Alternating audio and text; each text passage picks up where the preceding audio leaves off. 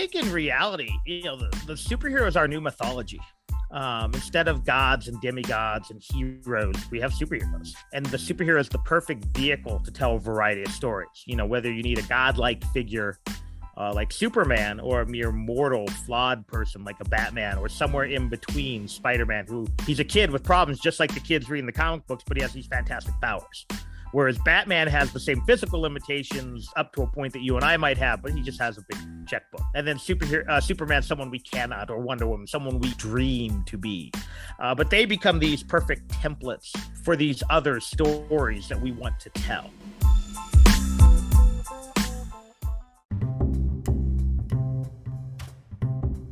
Welcome to Speculative Sandbox, your audio playground for creative storytellers. My name is Vicky Lawn, and each episode, I and a guest will unpack a fiction trope with an eye for character development and narrative structures. Make sure to look for Speculative Sandbox on Instagram, TikTok, and Twitter, where you can join the conversation. Leave comments or questions, or let us know what other tropes we should cover. When the real world just doesn't cut it, let's get lost in a fictional one.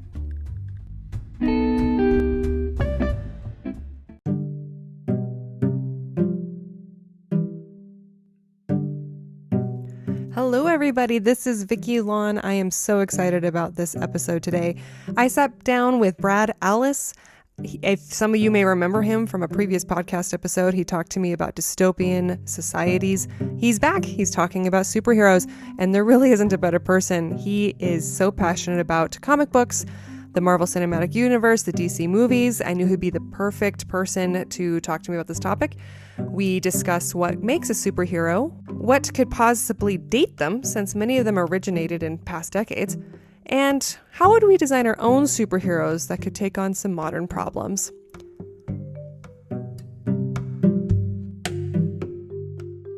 Brad, I'm really excited to have you back on the podcast. The last time you were with us was on an episode dedicated to dystopian societies, and that is currently the most popular episode to date. How does that make you feel? Well, my ego wants me to think that it was all me, but I realized that it's probably a little bit of me. A lot of the content of that episode, as well as your adept editing skills to put up those little video shorts that make me sound even better and more compelling. So I'll take 1 out of 3 being me, and that's good enough for my ego. Awesome. Well, okay. For those who haven't listened to the dystopian episode yet, how about you tell a little bit about yourself for our new viewers and also our repeat viewers? Sure. My name is Brad Allis. I am currently working much like you in government communications. I have a journalism background. I spent well over almost 20 years as a sports reporter, later transitioned into a community reporter. I also did sports radio and even dabbled a little in television, even though I do have a face made for radio and a voice made for print. I'm an aspiring novelist. I have currently written 2 full manuscripts, which I'm now tweaking, trying to find representation.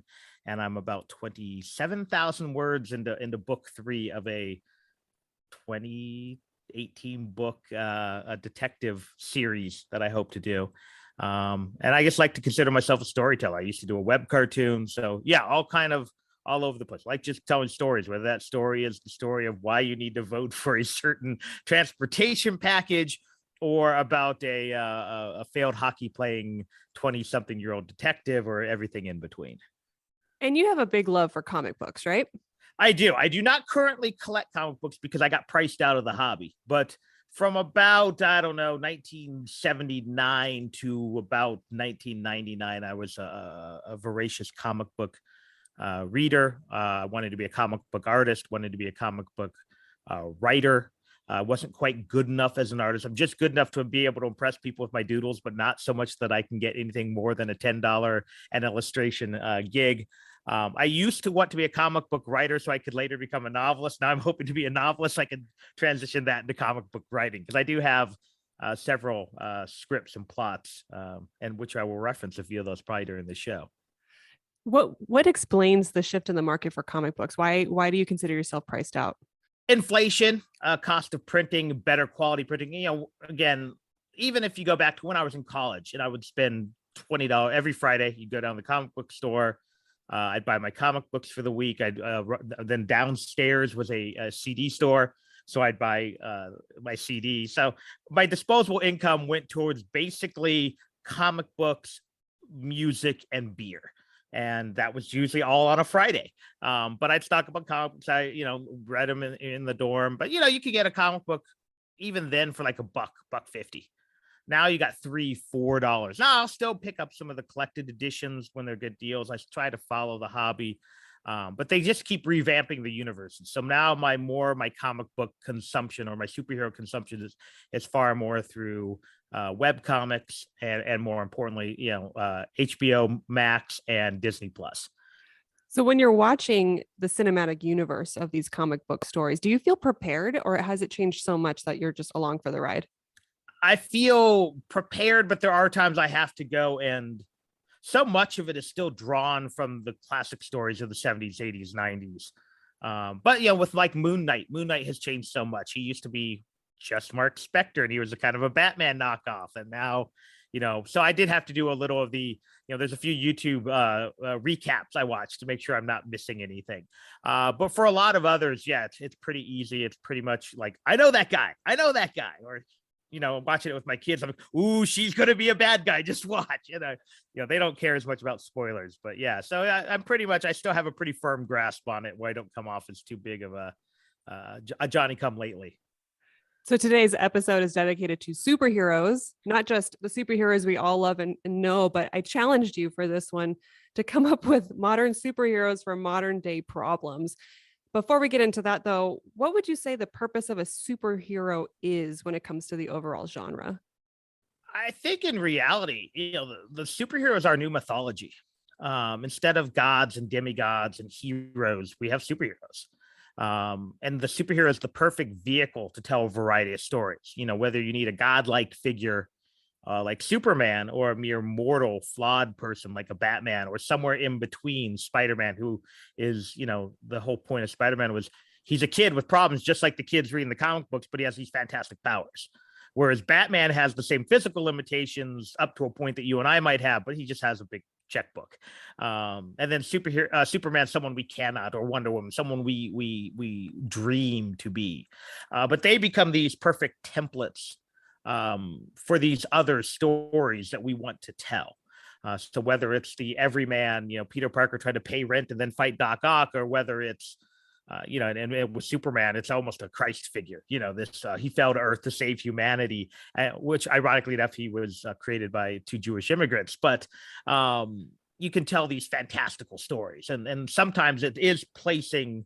There's a lot of my favorite Batman stories from the 70s and 80s were putting Batman in the supernatural. So you take this essentially detective with a cool belt, but you put him in this world that he can't identify with. And again, vice versa. You take Superman and you humanize him, or you take, the guy it's a much bigger problem trying to ask Mary Jane out on a date than it is to fight the Sinister Six. So it's a great vehicle for telling these wide variety of stories.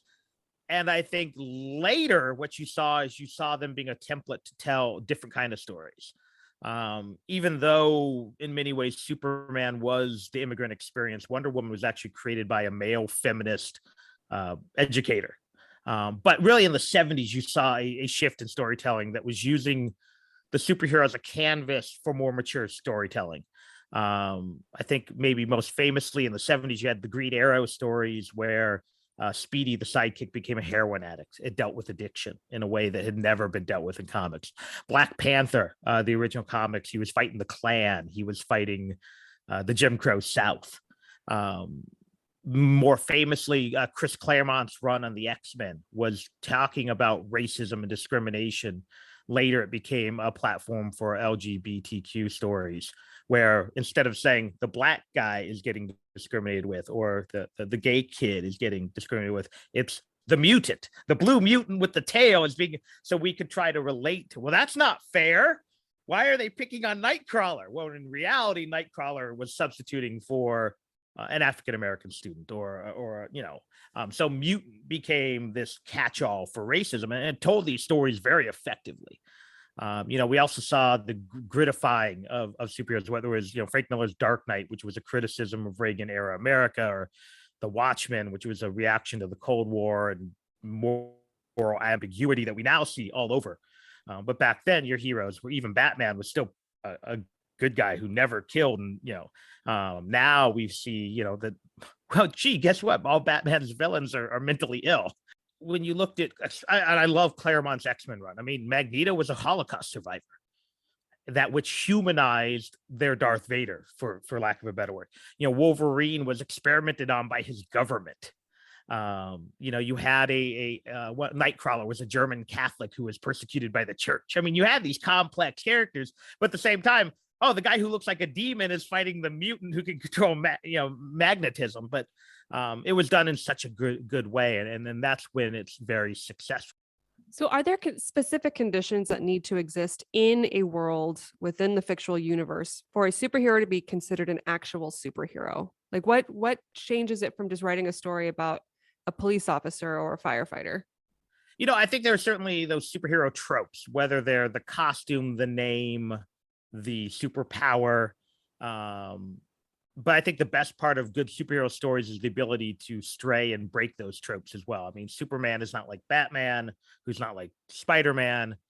Superheroes really can be billionaires, gods, aliens, Amazon princesses. But you could also argue Zorro was a superhero. The Lone Ranger was a superhero. You go back to the pulp era, where I don't think they were even called superheroes yet, but a guy like, was the Shadow, who was just a costume vigilante, who wore, not even costume, he just wore a trench coat and a thing covering his face. Or Doc Savage, who was this like golden man adventure Indiana Jones type. So I don't think there are any hard fast rules. Maybe, I guess you could best say, maybe it's like, I know a superhero when I see it, but I can't define it. It seems like, to me, when I was thinking of an answer for this question, it seems like there's always injustice afoot, and the main character is uniquely suited to solve problems that others can't. And one thing I wanted to unpack a little is Bruce Wayne's approach to fixing Gotham. You have a man who will fight in the underbelly of the city as Batman, but then you have a wealthy person, part of the wealthy class. Do you think he's doing enough from both angles? It honestly depends on which version of Bruce Wayne. And I think Bruce Wayne, to me, it's easy to have a good Batman. It's hard to have a good Bruce Wayne. If I was writing Bruce Wayne, I've actually, I've thought way too much about this, especially the DC heroes, because I want to write them all. My Bruce Wayne would actually, well, first of all, Bruce Wayne would not be a person. It's Batman's the identity. Bruce Wayne is the mask, if you will. But to me, my Bruce Wayne would be more like a Richard Branson type, where everything seems very spur of the moment, but it's actually Batman being very calculated. I didn't like the Christian Bale portrayal where it's all parting with models, and I got to be so anti-good that I come off as I think he should be more, to me, he should be more of a flake, but a flake with a good heart. So let's say he has to go battle Ra's al Ghul in the rainforest. Well, Bruce Wayne's gonna be like, I'm gonna go save the rainforest today. Bye, guys. Yes, I would love to see Bruce Wayne actually use his wealth for systemic impact. But in many of the comics he does. There is the Wayne Foundation. There's, I even want to say in the video games, even we saw it a little bit in that he kept just trying to carry on his father's legacy in some of them. But yeah, in many of the comics, Bruce Wayne is very much a philanthropist. Wayne Industries has a philanthropic arm. So we have seen that in some of the versions of the comics. The problem is, much like Commissioner Gordon in the movies sometimes, or sometimes, it's whoever the mayor of Gotham is, the Bruce Wayne has been the most inconsistent version of Batman, I think. And it's, again, if I was doing it, he'd be like a flaky Richard Branson who's like, no, today I am going to solve world hunger. Well, wait, maybe I'll buy Twitter. Yes. No, yes, actually, exactly. I'm going to go to the Arctic just because I want to, because really secretly the Riddler has a base in the Arctic and he needs to get Batman there. But that would be my version. I feel like that reminds me of the 90s Batman cartoon. I felt like there was a lot of that. Actually, and I would argue that was one of the best written Batman versions of all time. The animated series was unbelievable. So then when we look at the challenge for today, which is modern superheroes for modern problems, when we look back on our classic superheroes, what about them may seem dated now? Again, I think you have to go era by era. Obviously, the golden age was written for children, for small children. Superman fighting aliens and imps, and Batman being tied to a giant penny and rolled down the hill. I think what you get when you get into later, grittier versions where they did try to put it in realism, and Marvel, that was their whole thing. Marvel, Stanley used to joke, you pick up a building in the DC universe and it has a flat bottom. You pick up ours and you see pipes and electric conduit, and but you have to change it with the times, with technology. So I think in many ways, and we see this in the modern superheroes, the secret identity is an outdated concept. Because of social media, because of CRT cameras, because frankly, if you were Spider-Man, somebody at the government or even just private industry could triangulate all the Spider-Man sightings and figure out probably. But if you look at the Marvel universe, the MCU, none of the Avengers have secret identities. Even Hawkeye, who hides his family on a farm, went out to dinner and everyone recognizes him because he didn't wear a costume. So if you were to be a superhero now, would you just have to relegate yourself to being employed by the government, maybe? Yeah, or you'd have to be you'd have to be Ollie Queen and be a billionaire. You'd have to be, and I haven't watched The Flash in a while, but I know he had some money backing him through whichever rich inventor, underneath the Star Labs or whatever. But yeah, that's why if you look at all the modern superhero ones, if they do have a secret identity, they let everyone in. In Green Arrow, he had 9 people who knew it. In Flash, he has a team of like 47 people. Spider-Man got outed in the last movie. So I think that is one thing, that has been very difficult. Just the concept of what kind of person would put on, granted, you don't see them wear spandex anymore. They all have armor or padding or cargo pants or, to put it in the real world, because no one would just don a pair of tights and run out there to fight.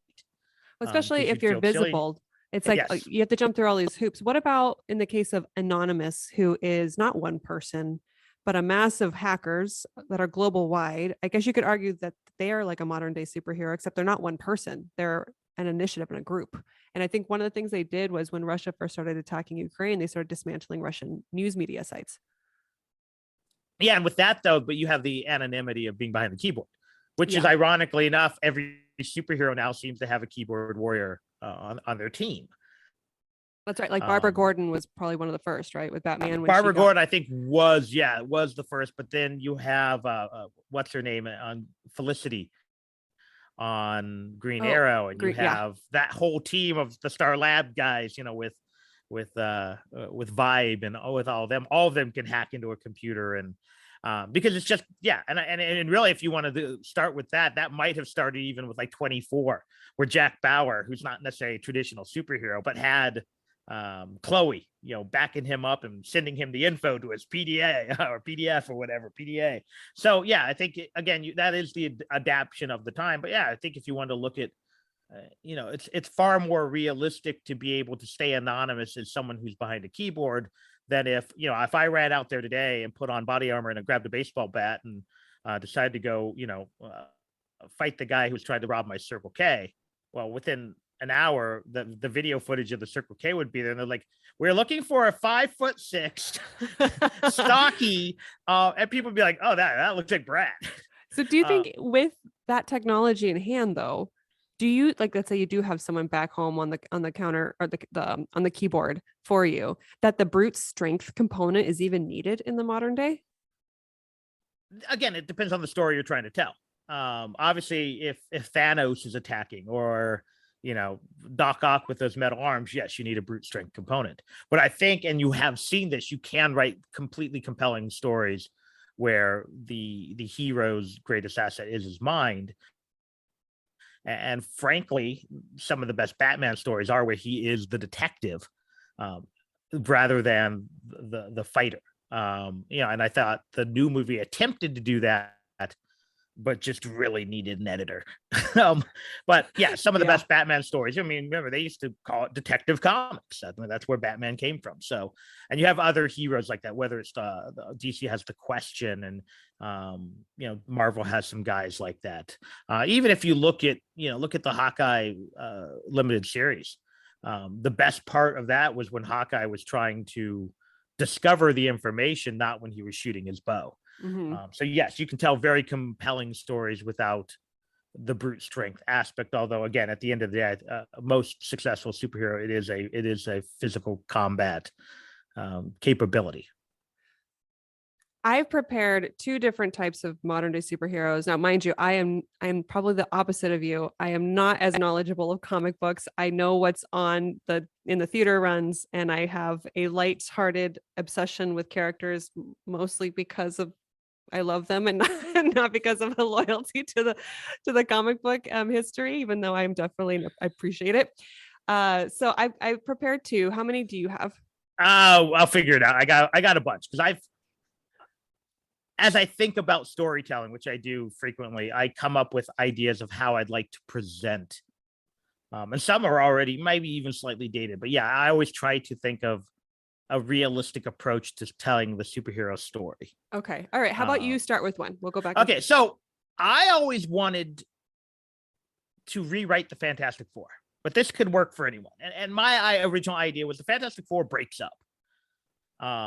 And Sue and Richard, who are the married couple with the kid, they go off to be like Indiana Jones type adventurers. He's going to use his scientific mind, and her powers to go, raise. She's the one that turns invisible and correct? Has force fields and things. Okay. Then the Thing, who was a street who is the brick guy, but he was basically just a guy who grew up in Brooklyn, in the Bronx, and he goes back to find out his neighborhood is taken over by the mob.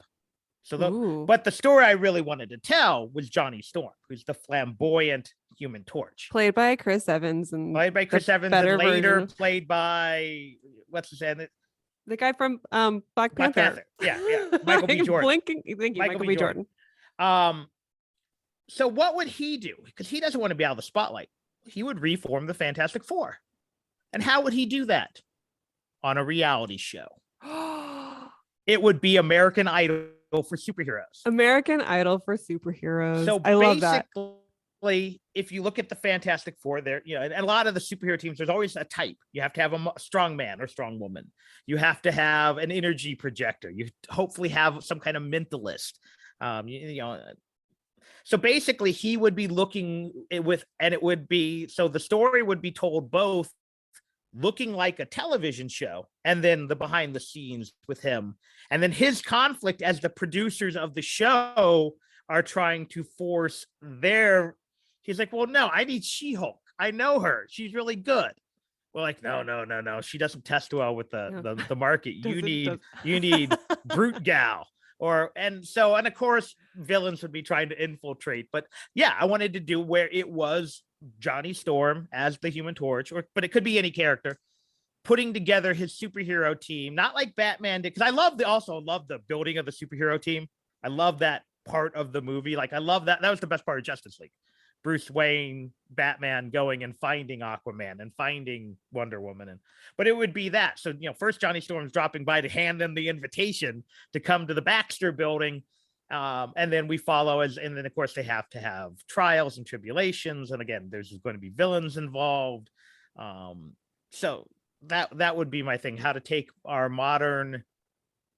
how to become a star in the modern, era, and mix it with a traditional superhero team building story. That makes me think of when you think of manufactured boy bands and yes, the appeal that they have commercially, and how you probably have, like, especially in the case you're talking, a reality show on competitions, you have that one poster child, which is in this case Johnny, and being able to find new talent. And I could picture that now, like, you interview the contestants and they're all so excited and they're trying to bring themselves out of like a life of hardship or whatever, or maybe they had a toxic accident and now they want to share their story.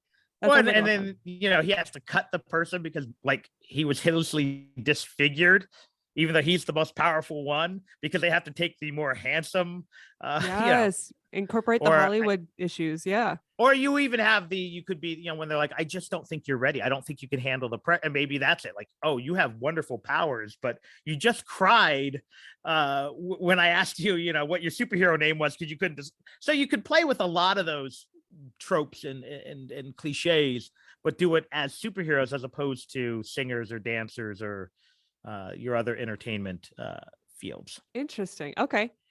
My first one I'll talk about is okay, I'll tell you the name. First Lady Justice. And the reason why I came up with First Lady Justice is because when Barack Obama was in office, Michelle Obama worked on a health campaign for schools. And so I saw this in a documentary. I'm going off of memory right now. And she was targeting sugar specifically, trying to reduce sugars in schools. But she angered the sugar or the high fructose corn syrup lobbies. And so even though she had a point, like, how, I don't know if you've ever seen next door, there's a cafe and it goes healthy snacks for healthy schools. And it's ice cream. It's just straight ice cream. So she was working really hard on this fantastic initiative. And then suddenly I think the lobbyists got pissed off that her whole initiative just went away. It just faded away into the distance. And I'm like thinking, when you're the first lady, it's a very unique position. You're not elected in. You're kind of initially back in the old, you're basically a trophy wife. That's how it was.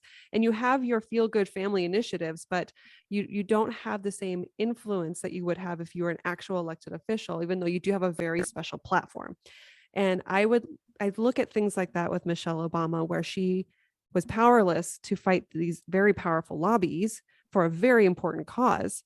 What if she or whatever first lady or first gentleman, is that, I don't know what it would be. I think it is the first gentleman. Okay. Yes. Either the first lady or the first gentleman would have an alter ego that would then go on like, all right, I'm going to go destroy your sugar factories now under the guise of a shadow or whatever. But at the same time, as the public figure, I'm smiling and I don't look affected, but I'm using my political network to get the information I need to then tear down sugar factories. So there you go. That's what I would.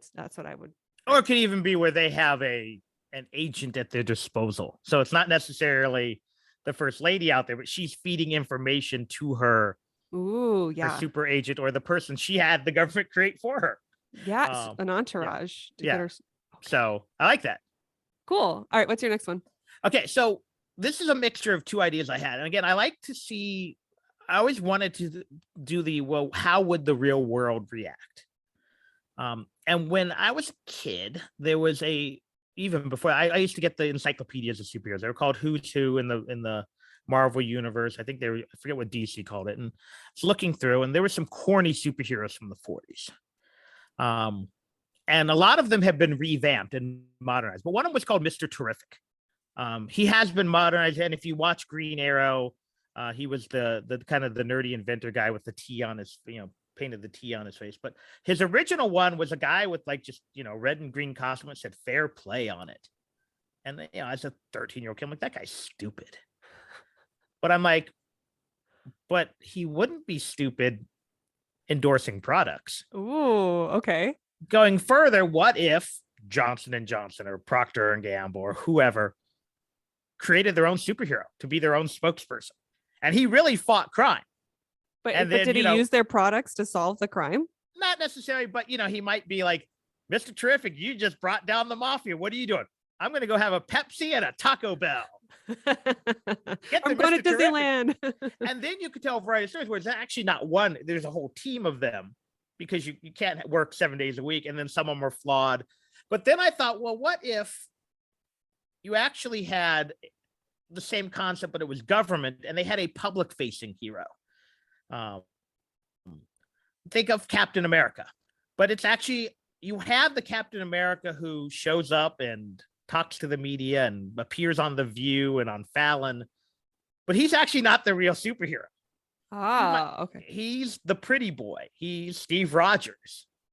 But really you have this whole team of gritty mercenary superheroes who are doing the dirty work. So it is, again, how you market your superhero to the media, but there's got to be a dark underbelly, and then doesn't necessarily have, but yeah. So that's it. Just how would corporations and the government use the superhero as a marketing tool, as a propaganda tool, as a way to sell product? I'm surprised that hasn't So happened yet. that was, yeah. And I'm Like, sure it has in some regard, but again, to me that would be very much. And again, it kind of goes along with because the reality show would have the same thing. Johnny Storm drinking his Coke while he's trying to figure out whether, She-Hulk or Thing Jr. should be the muscle person. But yeah, so I think, again, how would the media react to or product placement with superheroes? that makes me think of I'm the name of the account is eluding me right now. Kirby Jenner. Actually, I think it's called Kirby Jenner. It's this guy that gets photoshopped into or video shopped into all the Kardashian footage as if he was there with them. And they put on this whole thing like he's their long lost cousin or brother, but he doesn't show up on the show. And it looks incredibly realistic. And then it's a fun guy that you follow. You think he's like an influencer or whatever. And then you find out it's actually a marketing agency that runs the entire thing. And they're showing off their capabilities of changing footage to incorporate him in there. And I don't know if he's an actor or he's just employed by the agency, but it makes me think of that, where you have that one person at the front making all the appearances, but you have like a whole agency behind you supporting you. What about taking that one step further, manifesting superhero qualities through, doctoring photos and videos and creating a superhero that isn't real, but we perceive him to be because we're only watching it through our phones?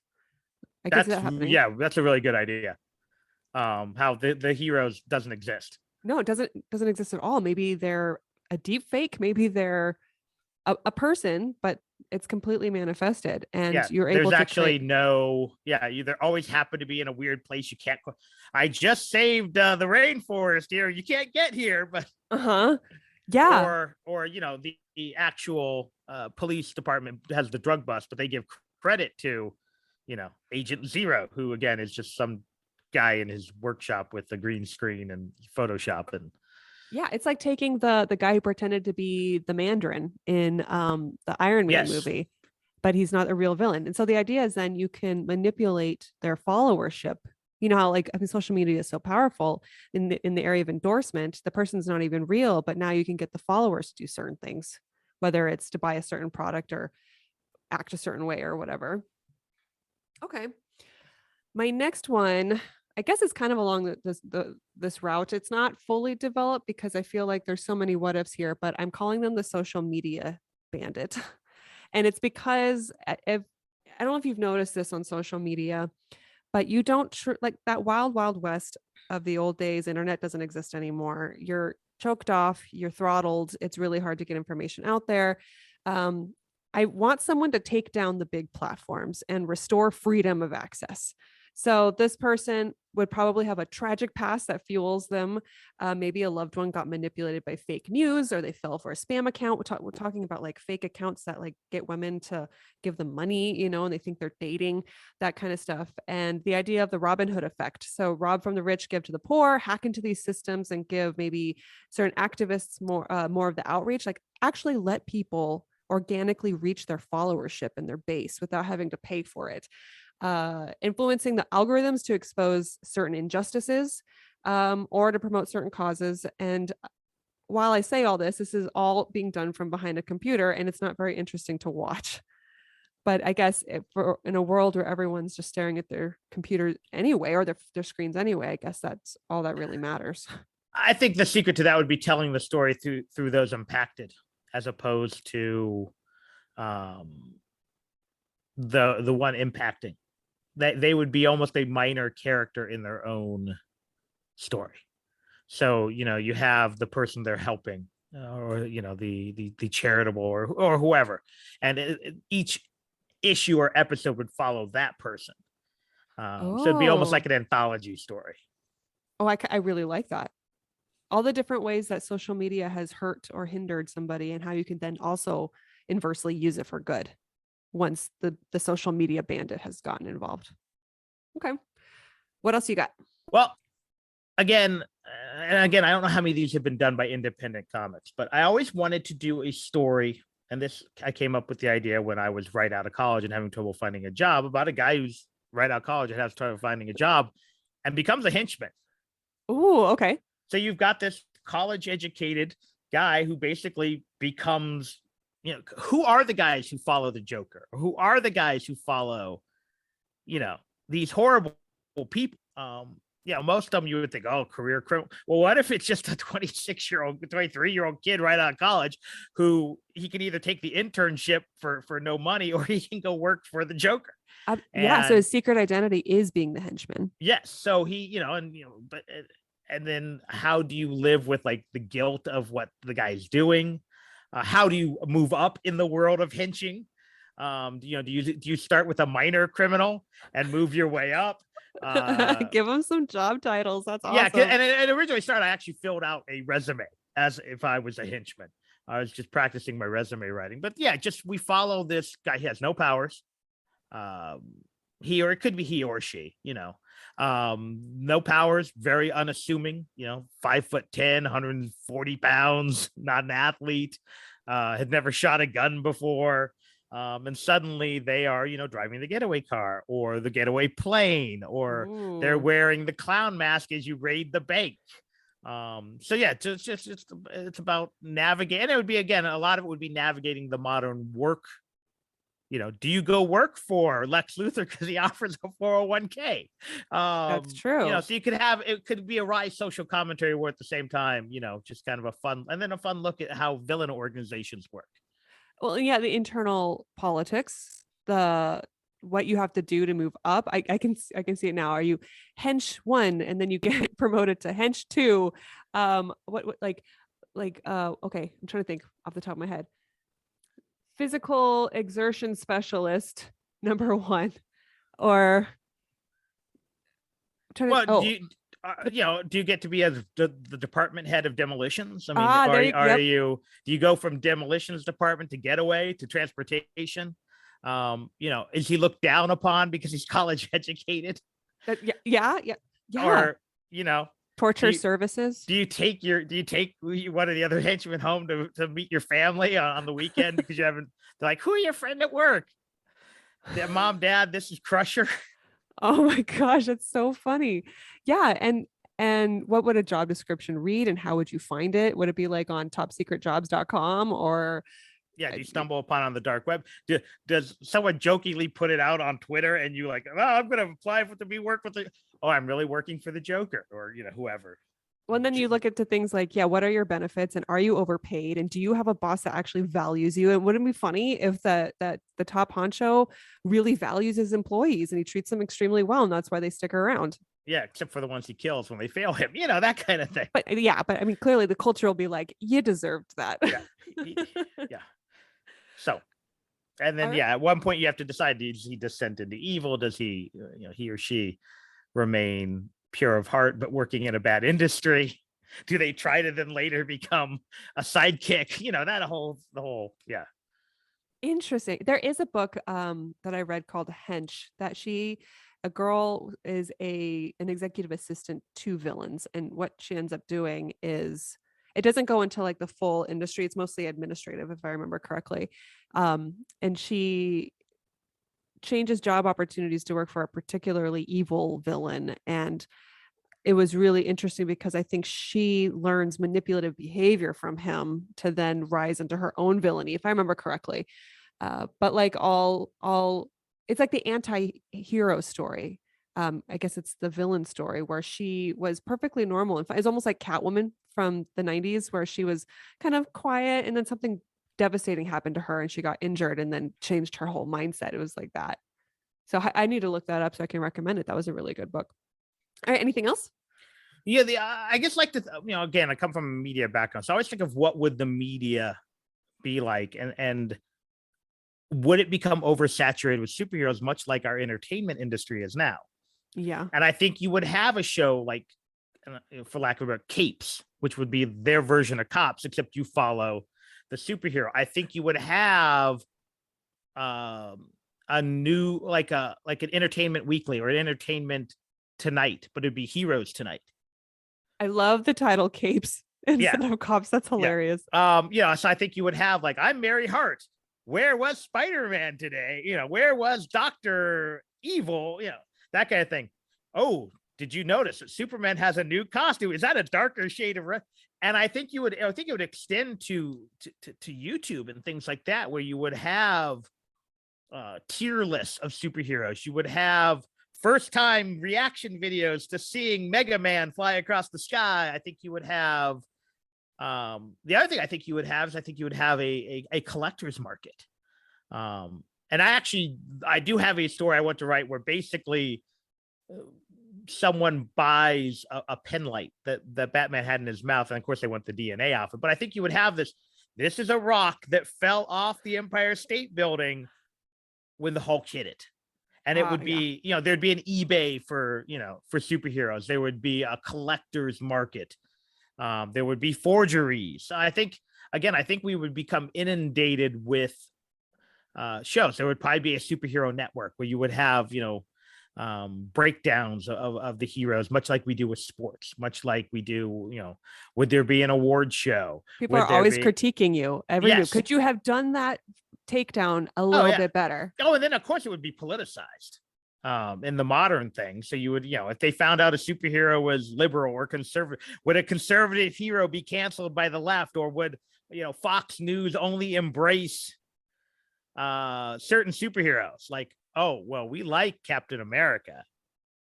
Wait, Captain America just spoke out for George Floyd. He's canceled by the right, and now he's the liberal So I think you would have this whole very weird thing where, it used to be like either you support the vigilante or you don't. But now I could literally see like half of America likes Spider-Man, but half doesn't. Just depending on what he did or who he said, or, there would be probably whispers of this. Does Batman fight too many villains of color? There would be all kinds of even down to like breaking down, like, did you notice the shape of his boot looks not unlike the boots worn by, that kind of thing. So I think we would have this whole sub economy of superherodom, and if it was modern and now. If you were a superhero in that environment, would you find yourself cashing into a lot of opportunities, whether it's like Spider-Man selling pictures of himself or running your own YouTube channel? I think you would have to. Yeah, unless I'm already a billionaire. But if if tomorrow I got powers, I think I'd have to do endorsements. I think you'd have to try to for lack of a word, market yourself. How do you think the police will feel with all these vigilantes running around? I think it would depend on what community you're in. The interesting thing would be, and again, I don't know, would conservatives like vigilantes because they're hard on crime, or would they not like them because they're taking away power from traditional law enforcement? And I don't know, but I think it would come down to that. I think you would either see vigilantes in more conservative cities and not in more liberal, or vice versa, and I don't know. I really don't know. My initial feeling would be I could see conservative America liking vigilantes, where they might not like more like earth-saving superheroes, because that's taken away. Yeah. Like Captain the Avengers, I think conservative media would not like the Avengers, but would like Batman. Okay. Because again, Batman's beating up street punks. Maybe the aliens are our friends, or maybe Thanos is getting rid of half of them. Maybe he's only getting rid of half of the bad people. And I don't know. Again, it's political. I think it would come down to who says what. Is Tony Stark perceived as Elon Musk, who the conservatives seem to like this week, or is he seen as Bill Gates, who they don't trust? Okay. Iron Man's putting, he's putting chips into us all. They fall from the sky. Or Iron Man's going to buy Twitter and save, so I don't know. But again, I think you could say one wrong thing and the whole thing would flip on you. I think we have time for one more idea if you have it. before I move on to the next question? I think I'm done. Okay. I think that's it. And I probably said too much, and now they're all going to get stolen. Don't worry about it. I know I was thinking that too, where I'm like, am I going to give too many ideas away? But I'm also like, I'm not going to write those right now. So, and I've always wanted to do a challenge if it didn't take so much time, where you can give the same prompt to two writers and they can write it out completely differently and have a completely different feel. So I was like, okay, I don't mind sharing my ideas. And that is the beauty of comic books. We see a lot of that. Where again, you can take a story that was written 20 years ago, rewrite it from another perspective, and it's brand new again. So yeah, when you have 70 years of history of, or whatever it is, 80 now of Batman. Do you think we still need to push out Batman movies? Yes, because they haven't been done right. I Close, agree, but not quite. Okay, The first two Bale movies were close. I enjoy his. Yeah. I thought I was able to. Okay, I really liked Robert Pattinson in the latest Batman. I thought he did fantastic. I loved everyone in their roles, but I felt like I was seeing the same plot lines over and over. Like, the Falcone and someone else, like the corruption within the police and the authority. And I was like, I feel like we did this already. And so I lost interest. And I thought Penguin. What was your thoughts on how they treated the Penguin character? I actually really liked it. It's very similar to the comic books. Okay. Or not the comic books, the video games. I really liked him. I liked the way the movie looked. I liked how it was filmed. I just thought it was A, too long, and B, a lot of it was, we're going to take the story, we're going to twist it like 15 degrees and try to retell it, as opposed to, I want a 90 degree. Yeah. I want something so degree. wacky and weird. Like, I'm sure in the years of comics that they've, like, there's something we haven't done again. Oh, there's a lot. Yeah, there's a lot. Okay. So do you think the world needs superheroes in real life as far as the classical sense of the superhero? No. And again, because I don't think you could remain pure to what you need to be a superhero. The idea of superhero is something we put on a pedestal. It's not really achievable. Because I think the way our world is now, and I don't even know if that was 20 years ago, because it would get politicized. It would get tarnished. It would get, let's say you're a superhero who's, burning down the sugar plant. Well, the sugar lobby is going to blackmail them, or they're going to tarnish that image. So we would never get a pure version of it anyways. But then whoever is on the wrong side of the wrong person, Biden endorses the superhero, half the country is going to hate him. Trump endorses the superhero, half the country is going to hate him. So it could never work in today's climate. Okay. Well, thank you, Brad, for joining me again. You're always a joy to have on the podcast. Do you have any last words? Nope. Just thanks for letting me geek out for superheroes for like 40 minutes.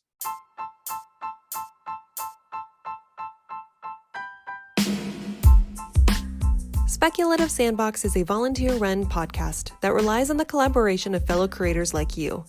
Join the conversation and participate in fun polls and questionnaires on TikTok, Instagram, and Twitter. Interested in being in a future episode? Our DMs are open, or you can email speculativesandbox@gmail.com.